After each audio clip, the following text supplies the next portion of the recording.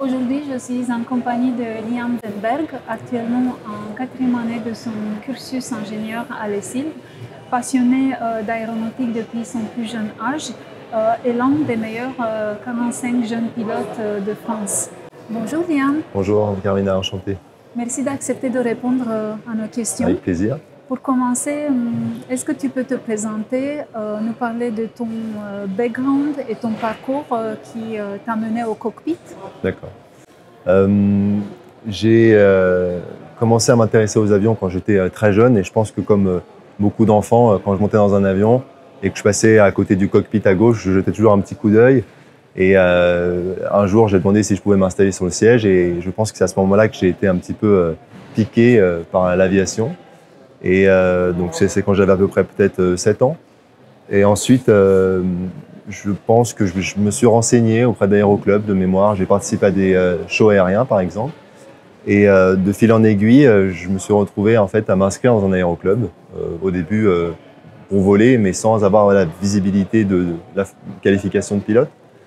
Et en fait, la formation se déroule de manière très naturelle. Et au bout de 2 ans, en volant à peu près une fois par semaine ou 2 fois par semaine, j'ai obtenu donc la licence de pilote.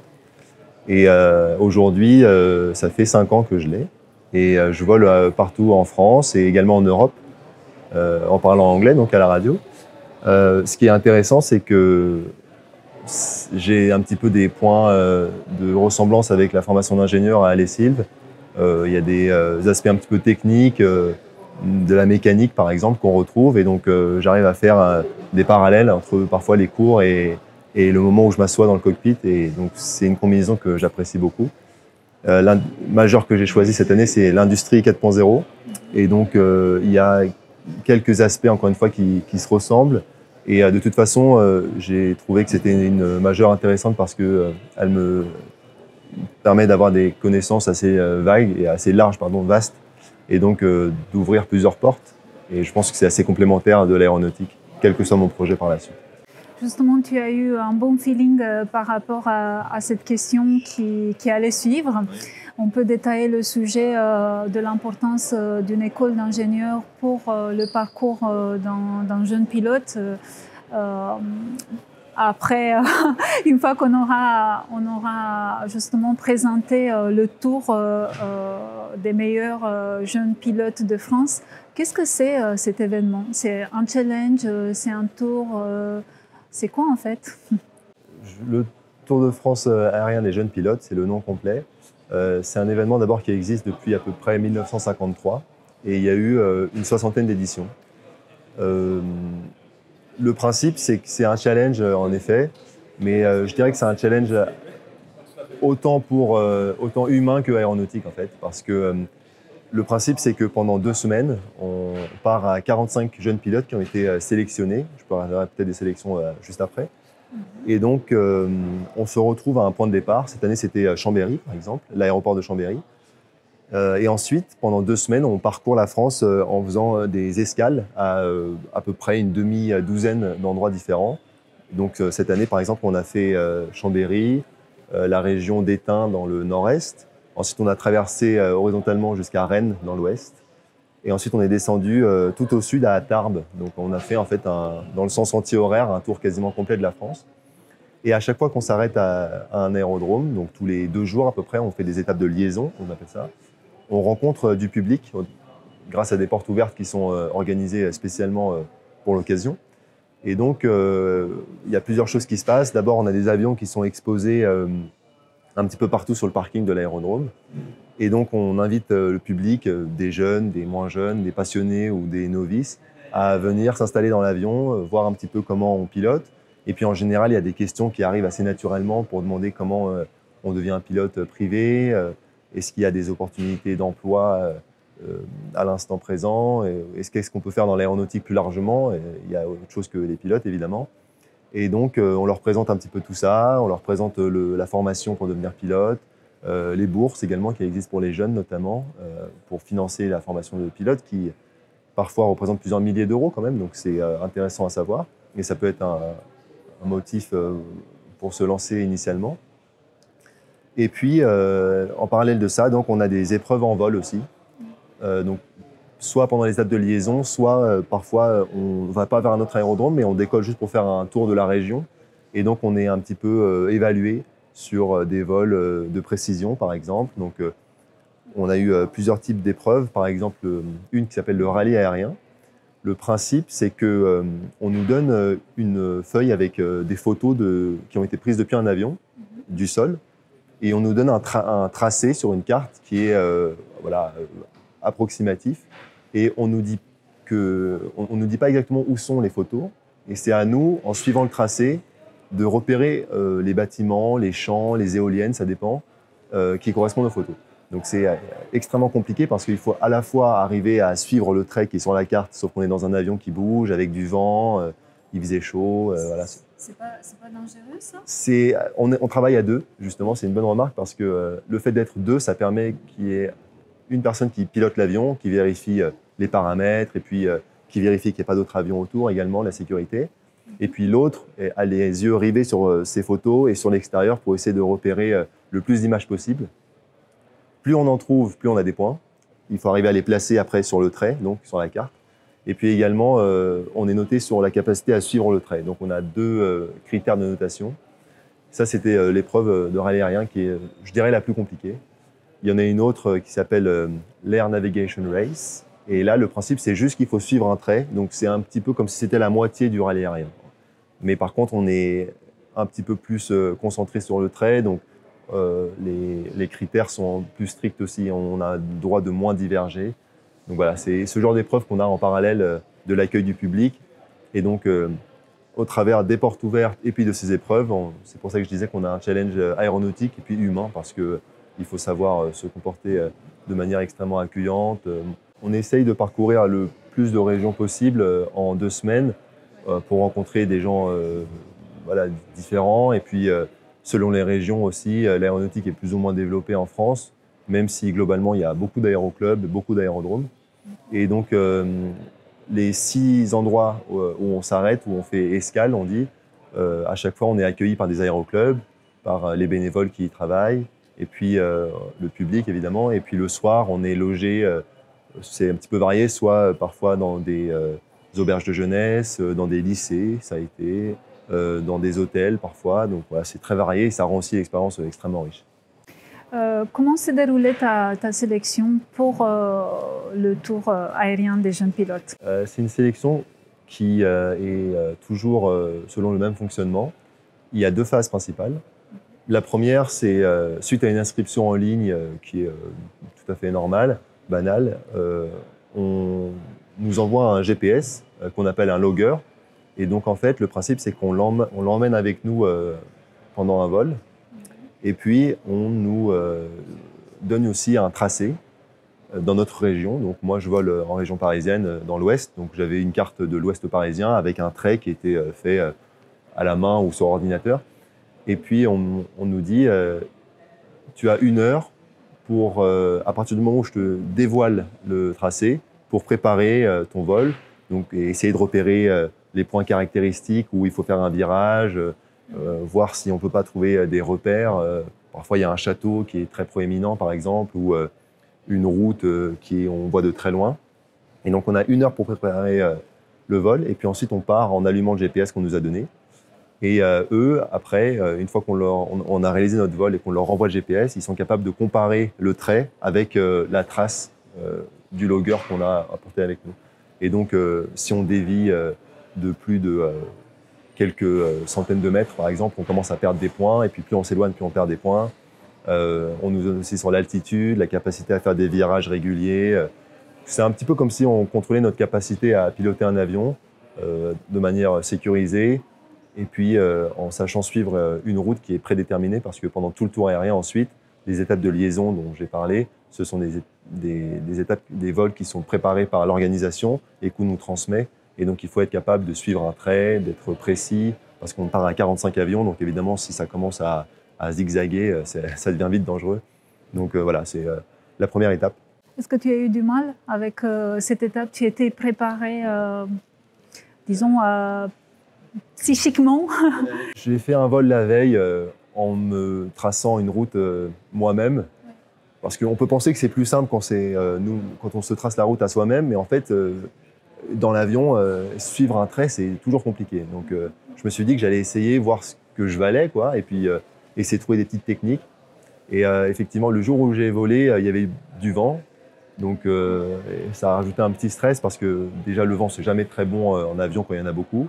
Et puis en plus, contrairement à la voiture, quand on vole, par exemple, dans cette direction et que le vent souffle perpendiculairement, l'avion se fait pousser un peu comme un bateau.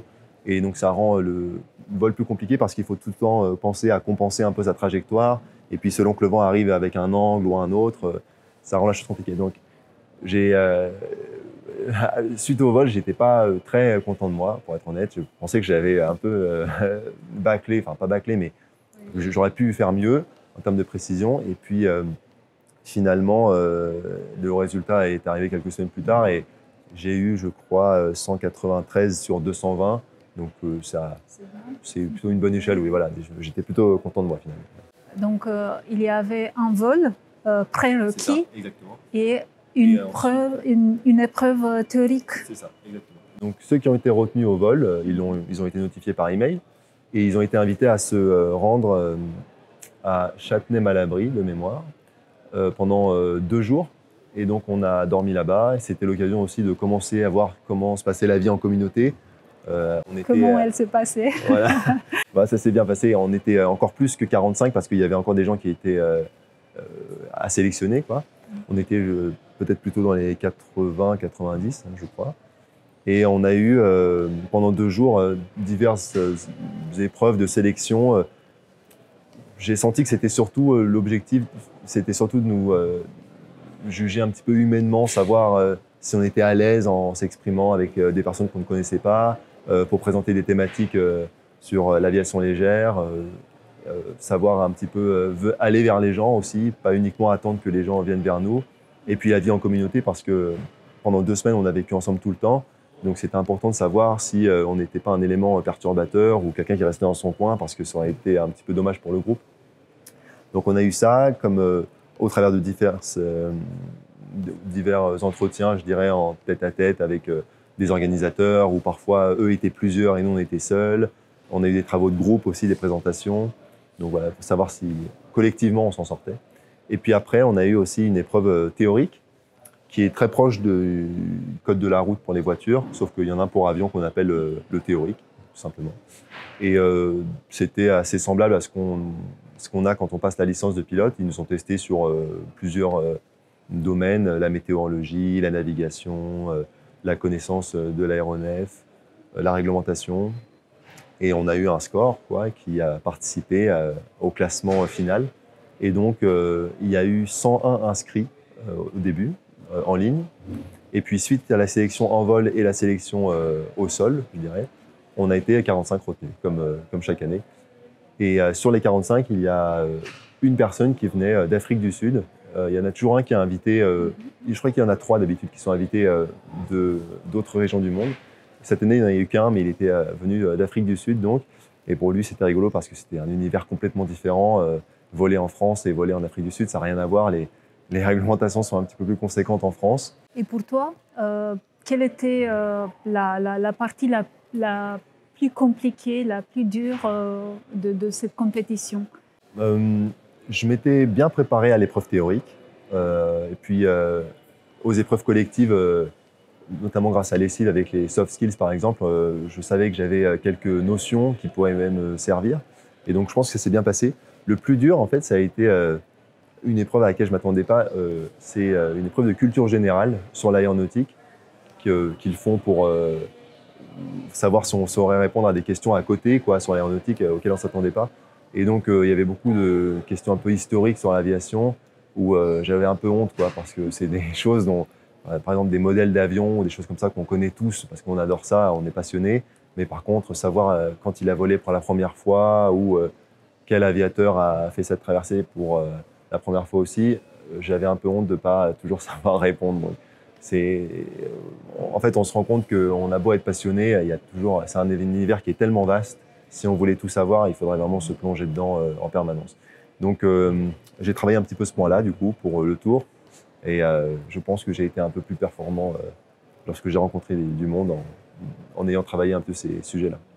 Donc, tu as eu, disons, grâce à la formation ESILV, tu as eu un avantage sur les soft skills. Pour la partie théorique, c'était pas mal non plus, si j'ai bien compris. Qu'est-ce que tu peux nous dire sur la partie pratique pendant ces 2 semaines de vol, d'expérience, de préparation? Est-ce que ça a été dur pour toi? Le plus dur, je pense que ça a été le rythme, parce qu'on a eu des journées très longues qui commençaient avec un lever vers 6h30, je dirais, et puis le soir, le dernier briefing qu'on avait finissait souvent vers 22h, quoi. Et puis après, il fallait le temps de convoyer tout le monde en car vers les lieux d'hébergement. Donc, c'est des journées qui étaient longues et puis en plus qui étaient très intenses parce qu'on avait toujours un briefing le matin sur la journée, éventuellement sur le vol aussi, de liaison par exemple, ou sur l'épreuve aérienne, ou sur l'accueil du public. Voilà, donc, et parfois on a eu des interventions aussi de personnes qui étaient très intéressantes, mais on était tellement captivés qu'on a eu notre niveau d'énergie qui était drainé au bout d'1 heure, quoi. Et puis ça, c'était à 9h du matin et la journée se finissait à 22h. Donc, en termes de rythme et d'énergie, ça a été compliqué les premiers jours. On était tous épuisés tout le temps. Et puis, comme on part en vol, on essaie quand même de se réveiller un peu parce que c'est quand même un univers où il faut être très concentré et puis faire attention à beaucoup de choses. Donc, c'est une attention permanente. Pour faire face à cela, on a eu beaucoup de solidarité, je pense, les premiers jours pour s'entraider un petit peu. S'il y en a un qui avait manqué un point, par exemple, dans la présentation, on allait tout de suite le voir. Et puis, on recroisait un peu les informations qu'on avait eues au cours des briefings pour être sûr, même si on avait quelques moments d'absence, d'avoir globalement toutes les informations nécessaires. Et puis, ce qui est bien avec l'aéronautique, c'est que quand on part en vol, on est tout le temps content, en fait, parce que nous, on est tous passionnés par le pilotage et puis tout l'univers aéronautique. Et donc, en général, paradoxalement, ça nous redonnait un coup de boost en fait, d'aller voler. On pourrait penser qu'on était épuisé, mais ça a revigoré un peu les esprits et puis les corps aussi, parce qu'on dormait à plusieurs dans les chambres. Voilà, il faisait chaud, il faisait 42 degrés certains jours. Donc, sous la verrière, c'était difficile aussi physiquement. Mais voilà, avec le temps, on s'est accoutumé, quoi. Et puis les derniers jours, je veux dire, ça a été vraiment extrêmement agréable, quoi, d'arriver à se sentir performant sur les vols, sur l'accueil du public, le soir, tout le temps. Justement sur les vols, le fait d'être dans les airs de la France, de pouvoir survoler et mettre en pratique ses talents de pilote, qu'est-ce que ça a donné pour toi pratiquement? On a appris beaucoup parce que on venait tous quasiment d'aéroclubs différents, les 45 jeunes pilotes, et donc avec des formations différentes, des instructeurs qui ont des visions parfois un peu différentes. C'est normal, c'est humain, tout le monde est différent. Et sauf que là, on nous a en fait imposé une façon de gérer les vols, par exemple, de les préparer, de faire un débriefing après. Et c'était une façon à laquelle on n'était pas tous très habitués. Moi, le premier, en fait. Donc, les premiers jours, on a été un peu frustrés. On se disait, mais moi, j'ai pas appris comme ça, ça me convient pas trop. Et puis, ils nous ont fait remarquer un point que je trouvais très intéressant, c'est que au cours des formations professionnelles, scolaires ou de loisirs, on nous apprend parfois des choses, mais lorsqu'on se fait embaucher quelque part, finalement, on travaille quand même beaucoup comme l'entreprise le demande, même s'il y a des idées d'innovation, de changement dans les méthodes de travail. On doit quand même un petit peu se plier au fonctionnement de l'entreprise.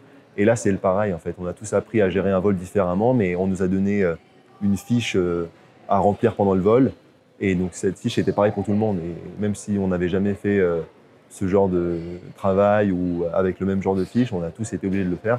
Et en ce sens, on a beaucoup appris parce que c'est un petit peu professionnalisant. Ça prépare au métier de pilote de ligne, par exemple, ou pilote militaire, où c'est là beaucoup plus cadré que nous qui sommes pilotes privés et qui volons pour le loisir, voilà, sans contraintes réglementaires particulières ou de sécurité pour les passagers, par exemple. Et donc, sur ce point-là, on a beaucoup appris. Et puis aussi, le fait de voler dans plusieurs régions, avec parfois un autre jeune pilote, ou on nous a emmenés en vol aussi dans des machines en rang d'exception qui étaient incroyables. Ça nous a ouvert les yeux sur plein de différentes pratiques, des avions qu'on ne connaissait pas. Et puis je pense que ça a motivé beaucoup de personnes à se lancer dans une carrière de pilote. Par rapport à ces vols, est-ce que tu as eu des difficultés techniques, je ne sais pas, une météo capricieuse Le point le plus bloquant, ça a été la météo, effectivement. C'était au mois de juillet, la deuxième quinzaine de juillet. Et on a eu des températures extrêmement élevées. Je disais 42 degrés parfois. Et en fait, 42 degrés, c'est mauvais pour nous parce qu'on est humain et on déteste ça. Et l'avion, il déteste ça aussi. Ça fonctionne beaucoup mieux, un avion, un moteur, lorsque l'air est relativement frais, quoi. Et donc, il y a des jours où, en plus de cette chaleur qui déjà nous affaiblissait, nous, et puis les performances de l'avion, par exemple, le décollage est beaucoup plus long quand il fait chaud, ça turbule en général beaucoup aussi. On a eu aussi des épisodes de pluie ou d'orage qui ont parfois semé un peu le doute sur, je le dis maintenant en étant sain et sauf, mais la capacité à arriver en un seul morceau en bas parfois. On a été extrêmement bien briefé et puis encadré, hein, il n'y avait pas de problème. Mais c'est juste que la météo, c'est quelque chose de complètement aléatoire qui se prévoit, mais il y a toujours des aléas. Et donc, il y a des moments où on était dans 45 avions les uns derrière les autres, et au bout du 20e, il y a un orage qui se met au milieu. Alors là, les 25 suivants, surtout pour le premier, en fait, le numéro 21, c'est lui le premier de la chaîne qui va devoir faire quelque chose. Il y a eu des moments où ils se sont déroutés vers d'autres aérodromes parce qu'ils n'ont pas pu arriver à la destination finale. Et c'est toujours un petit peu stressant parce que on a un peu de doute quoi, sur l'endroit où on va aller. C'est une partie du vol qu'on n'avait pas vraiment aussi bien préparée que le reste, c'est normal. Et puis après, on se rend compte aussi qu'à partir du moment où tout le monde ne suit plus la même ligne, il faut faire attention à nous parce qu'en fait, on ne suit plus un trait, on commence à diverger, converger. Et c'est là que faire attention à où se trouvent les autres avions, ça devient très compliqué. Mais heureusement, pour nous aider dans ces moments-là, on a un contrôle aérien qui a été vraiment exceptionnel, qui nous suivait sur les radars. Donc, ils avaient 45 petits avions très proches les uns des autres. C'est pas commun quoi, comme organisation, mais on a été accompagnés par eux, par des avions de l'organisation qui volaient à côté de nous parfois et qui allaient d'avion en avion pour voir si tout se passait bien. Et donc, il n'y a pas eu d'accident majeur, hein, mais il y a eu des phases, il y a eu des phases de doute, par contre. Voilà, ça, donc ça, c'était la météo, la partie météo. Oui. Sinon, disons, par rapport à ton training, à ta préparation de pilote, préparation pratique, est-ce que tu as eu du mal à effectuer certaines commandes, des choses qui t'avaient échappé, par exemple? On a eu, donc ouais, du côté du pilotage, je pense qu'on était tous capables de piloter un avion parce qu'on a été formés, on a eu notre licence et puis on a été évalués aussi au travers du vol de sélection. Mais encore une fois, il y a toujours des moments où ça ne se passe pas tout à fait comme prévu. Et donc, par exemple, il y a eu des vols avec beaucoup de turbulences où il y avait beaucoup d'actions nécessaires tout le temps pour compenser la trajectoire, la montée d'altitude, la descente. Et il y a des moments où on avait des vols de 2 fois 2 heures, par exemple, quand il faisait très chaud. Et donc, je me demandais un petit peu si j'allais être aussi frais pendant le deuxième vol et s'il ne fallait pas que je m'arrête et que je demande à un instructeur, par exemple, de monter avec moi pour faire la deuxième partie du vol avec quelqu'un à côté qui peut m'aider, prendre les commandes si besoin. J'en ai pas eu besoin parce que j'ai réussi à m'auto-gérer, mais il y a beaucoup de pilotes qui ont, à juste titre, fait appel à des instructeurs qui ont dit « Bon, là, je suis un petit peu fatigué, j'aurais bien aimé qu'il y ait quelqu'un qui vole avec moi, un moniteur, quoi, un instructeur, et qui ont volé avec lui. » Donc, ça a été. Mais voilà, il y a eu aussi des atterrissages avec du vent, sur des pistes qui montaient, qui descendaient, où il faisait très chaud, donc ça a été technique. Et on a toujours une petite sueur quoi, au moment de le faire parce que tout va très vite quand on pilote un avion. Et si on a bien préparé l'atterrissage, par exemple, ça se passe bien. S'il y a des phases qu'on a un petit peu mis de côté et que tout arrive au dernier moment, on a oublié qu'il fallait faire ça au dernier moment, voilà, c'est des choses qui rendent un petit peu la situation palpitante, mais pas toujours dans le bon sens, quoi. Là, on va revenir au rôle d'ambassadeur de l'aviation légère. Qu'est-ce que cette mission, qu'est-ce qu'elle a donné pour toi concrètement sur le terrain? Donc, tu as rencontré du monde, des jeunes, des parents peut-être. Quel était ton rôle? On a été bien briefé pendant la sélection au sol, où on a déjà commencé à nous expliquer comment ça se passerait. Et la mission d'ambassadeur, ça a été, je dirais, 70% du tour aérien. beaucoup plus que les vols en réalité, parce que on a donc effectivement ça se passait d'une façon un petit peu similaire chaque jour. On avait des portes ouvertes qui commençaient le matin, souvent, par exemple. Donc les gens arrivaient plus ou moins régulièrement avec des pics, des moments où ça retombait. Et donc, certains venaient avec une question précise. Donc, ils se demandaient comment est-ce qu'ils pouvaient devenir pilotes comme nous, par exemple. Comment est-ce qu'ils pouvaient participer au tour aussi. Et puis d'autres venaient juste comme ça, par curiosité. Et en fait, ce qui a été le principal challenge, ça a été d'arriver à répondre aux attentes de tout le monde. Parce que ceux qui avaient des questions précises, on savait leur répondre en général. Mais ceux qui venaient par curiosité, nous, on essayait de leur donner envie de s'intéresser à l'aviation. Et c'est plus ou moins simple parce que parfois, il y en a qui ne connaissent pas du tout, qui n'ont jamais volé même, par exemple, ni voyagé en avion. Et donc, le rôle d'ambassadeur, ça a été de transmettre les valeurs de l'aviation légère, transmettre aussi les capacités dont on doit faire preuve dans un cockpit, mais surtout, en fait, la passion qu'on a parce que l'aviation, c'est très vaste, mais dans tous les domaines, que ce soit privé, professionnel, militaire, on a toujours un petit peu la même fibre aéronautique. Et c'est ça qu'on essaie de transmettre, c'est notre goût pour le vol, la sensation d'être complètement dépaysé quand on est revenu d'un vol. Quelles sont les valeurs de l'aviation légère, justement? Dans l'aviation légère française, ce qui la caractérise, c'est en fait le nombre d'aéroclubs où les gens sont principalement bénévoles, en fait. Donc le bénévolat, c'est une grande valeur de l'aviation légère en France, contrairement à d'autres pays où c'est beaucoup plus des écoles privées, où il n'y a pas le côté aussi, je dirais, volontariat, c'est ça. Il y a également évidemment le respect de soi et des autres. De soi d'abord parce qu'il faut faire très attention à la façon dont on se sent, à son état avant de partir en vol. C'est pas comme une voiture où on s'arrête sur le bord de la route si on est fatigué ou si on veut faire une pause. En avion, c'est pas possible. On a une responsabilité. Exactement, vis-à-vis de soi et puis des autres. Je disais donc parce que quand on part, on représente un danger pour soi et puis pour les autres, un petit peu comme sur la route. Mais en avion, on peut vite commencer à créer des problèmes chez d'autres pilotes, par exemple, parce que le contrôle aérien, s'il voit qu'on fait un petit peu des choses pas très correctes, il va accorder beaucoup d'attention à nous et donc il délaisse les autres avions. Et en fait, on peut porter préjudice à beaucoup de personnes, non seulement aux autres pilotes, mais aux personnes au sol aussi, si on ne fait pas attention en roulant, par exemple si on roule trop vite ou si on coupe les priorités, voilà, ce genre de choses. Donc je dirais que ce sont les deux principales valeurs. Et puis ensuite, en tant qu'ambassadeur, on a aussi essayé de montrer que l'aviation pouvait être durable dans tous les sens du terme. Peut-être du point de vue environnemental, c'est la plus grosse question qu'on se pose aujourd'hui. Pour l'aviation de ligne aussi d'ailleurs, hein, c'est un peu les mêmes questions.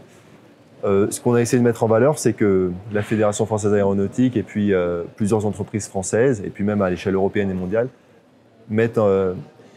financent des projets et puis mettent en place des différentes sources de travail ou d'expertise, je dirais, pour, par exemple, commencer à développer l'aviation électrique pour remplacer les avions à essence, développer des moteurs qui consomment moins, designer des avions qui sont plus sûrs, qui nécessitent des plus petits moteurs ou qui consomment moins aussi. Et puis ensuite, on a également tout un aspect qui est lié à l'environnement et qui concerne les aérodromes et les aéroports. Parce que en moyenne, un aéroport, ça représente 75% de surface végétale, en fait, d'herbe, de champs. Donc les pistes et les aérogares, ça représente une petite partie. Et toute la partie végétalisée, donc, elle abrite beaucoup d'espèces, en fait. On n'y pense pas, mais il y a des renards, beaucoup d'insectes aussi, des oiseaux. Et ça, on n'y pense pas. Et c'est un petit peu, on a l'impression que c'est des infrastructures qui sont très urbanisées, en fait, quand on regarde un aéroport. Mais paradoxalement, c'est un refuge pour de nombreuses espèces. Et donc, le fait de continuer à voler, ça permet aussi de préserver ces aérodromes qui parfois sont soumis à des pressions parce qu'on a envie de construire des immeubles ou des routes, des entrepôts, des choses comme ça. Donc en fait, il faut préserver cet écosystème naturel. C'est ça. C'est un écosystème naturel pour lequel le vol en fait sert puisqu'on contribue à préserver ces espaces. Et puis aussi, il y a autre chose, c'est qu'en termes de captation de CO2 par les végétaux, par exemple, il y a des études qui sont menées par Aérobiodiversité. C'est une association indépendante qui montre que ces espaces-là captent autant, voire plus de CO2 que les avions légers n'en émettent. Donc on a un ratio qui est, disons, positif, quoi. On émet moins que ce qui est capté par les espaces qu'on utilise en tant que pilote. Voilà. Quel est ton bilan personnel, professionnel, après cet événement qui est le premier de ce type pour toi, non? C'est ça, exactement. Et au passage, on peut y participer qu'une seule fois. Ah. Donc c'est la chance. Oui, oui, voilà. Mais ça a été une expérience, je vais encore me répéter un petit peu, mais humaine et aéronautique.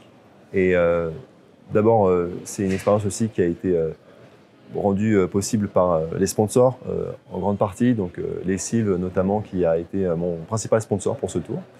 Et je dirais que ça a été vraiment un tremplin pour moi et pour d'autres pilotes aussi, entre l'aviation de loisirs, celle qu'on pratique nous le week-end avec des amis, et puis l'aviation professionnelle vers laquelle beaucoup de gens se tournent, en fait, y compris moi peut-être. Et donc ça a été un tremplin parce qu'on nous a transmis des outils, des techniques, on a eu des conférences, des interventions de pilotes très expérimentés. Donc aéronautiquement, on a eu un bagage conséquent qui, je pense, va nous catapulter et nous préparer à un monde beaucoup plus cadré, professionnel. Et puis humainement, ça a été aussi franchement inoubliable. J'ai